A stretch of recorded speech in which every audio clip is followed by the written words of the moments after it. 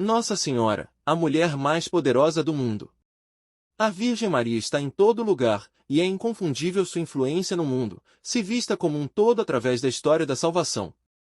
Ela é a obra-prima de Deus, e isso explica por que, onde floresce a devoção mariana, floresce também a cultura. Em 1900, Henry Adams, neto do presidente John Quincy Adams e bisneto do presidente John Adams, teve uma perspicaz intuição.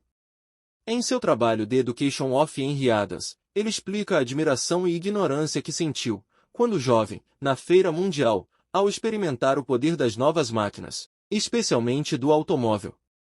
Ao mesmo tempo que se viu impressionado pela invenção, ele ficou entusiasmado com o potencial e o significado dela para o futuro da ciência.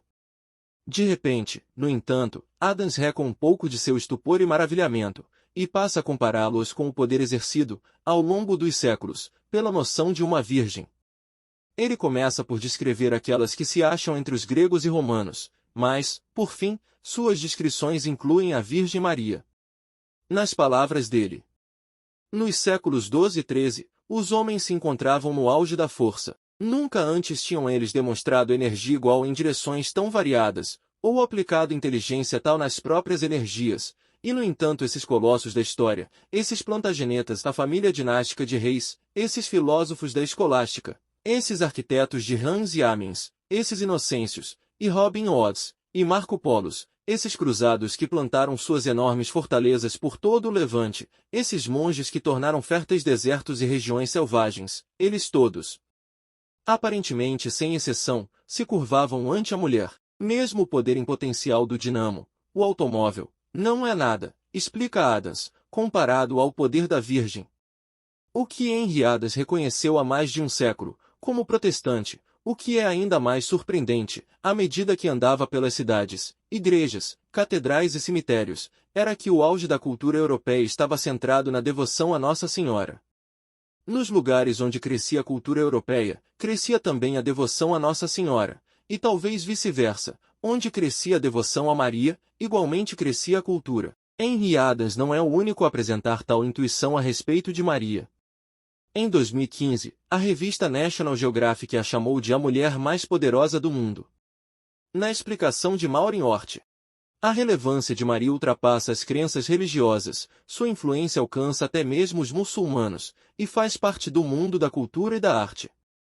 De fato, sua figura inspirou os mais admirados artistas, em todas as disciplinas imagináveis: escultura, pintura, literatura, poesia, música. A protagonista da capa de dezembro da revista National Geographic é nada mais, nada menos que a Virgem Maria, a qual a publicação considera a mulher mais poderosa do mundo. Após 2000 anos, segundo conta a Bíblia, que Deus a escolheu para trazer ao mundo Jesus, o Filho de Deus, a publicação lhe dedica uma grande reportagem, na qual se pode comprovar a marca que sua devoção deixou em todo o mundo. Desse modo, no interior da revista, correspondente à edição norte-americana, a jornalista Maureen Hort explica como, apesar de aparecer só no Novo Testamento, alcançou a fama mundial. A protagonista da capa de dezembro da revista National Geographic é nada mais, nada menos que a Virgem Maria, a qual a publicação considera a mulher mais poderosa do mundo. Após 2000 anos, segundo conta a Bíblia, que Deus a escolheu para trazer ao mundo Jesus, o Filho de Deus, a publicação lhe dedica uma grande reportagem, na qual se pode comprovar a marca que sua devoção deixou em todo o mundo. Desse modo, no interior da revista, correspondente à edição norte-americana, a jornalista Maureen Hort explica como, apesar de aparecer só no Novo Testamento, alcançou a fama mundial. Maria está em todo lugar. A imagem de Nossa Senhora de Guadalupe, no México, é uma das representações femininas mais reproduzidas de todos os tempos.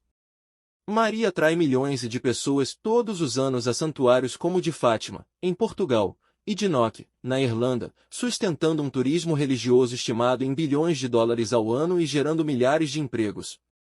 Ela inspirou a criação de muitas obras-primas de arte e arquitetura, a Pietà de Michelangelo, a Catedral de Notre Dame, bem como de poesia, liturgia e música, as Vespro della Beata Virgine de Monteverdi. E ela é a confidente espiritual de bilhões de pessoas, não importando quão isoladas ou esquecidas elas estejam.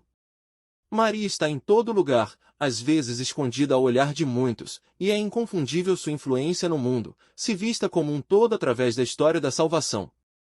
O cardeal Joseph Minzenti, de 1892 a 1975, preso primeiro pelos nazistas e depois pelos comunistas, na Hungria, ao longo de 23 anos, dizia de Maria: a veneração a Maria é o grande gênio que dá ao cristianismo seu poder, coragem e vitória. Com toda certeza, esse foi um homem que testemunhou muita covardia, injustiça e maldade escancarada.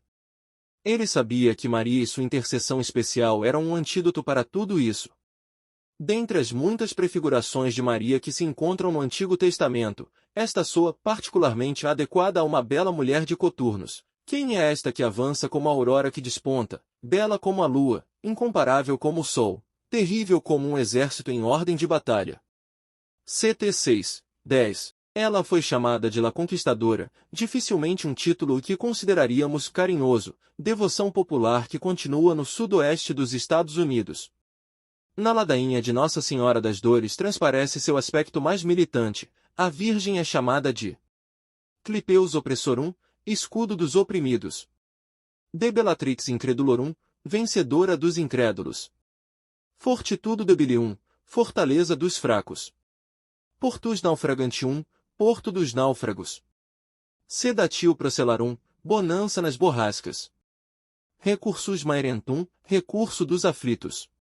Terror insidiantium, terror dos que armam ciladas, e Corona martyrum, coroa dos mártires. Olhando para a história, nós vemos que as culturas são transformadas pela simples devoção a ela. Um sacerdote sábio definiu certa vez a cultura como o amor de Deus feito visível. Maria é a obra-prima de Deus, e isso explica por que, onde floresce a devoção mariana, floresce também a cultura. Maria, como nossa mãe, traz ordem aos lugares onde ela é invocada e venerada. Como explica São John Henry Newman, convertido do anglicanismo ao catolicismo, Maria é o nosso mundo mais feliz. Ela conduz ao Filho seus filhos espirituais e ajuda-nos a recuperar o que se havia perdido pela queda e pelo pecado. Ela nos livra das falsas doutrinas. Longe de uma devoção melosa, Maria extirpa os vícios dos cínicos, dos abatidos, dos iracundos, dos agitados e dos sem esperança. No lugar, ela planta os dons da paz, da ordem, da esperança, da força, da bondade e da criatividade. Esses novos frutos se tornam tangíveis na vida de seus devotos através dos elementos materiais da cultura. Seus dons se espalham de pessoa a pessoa, bem como para a cultura em geral.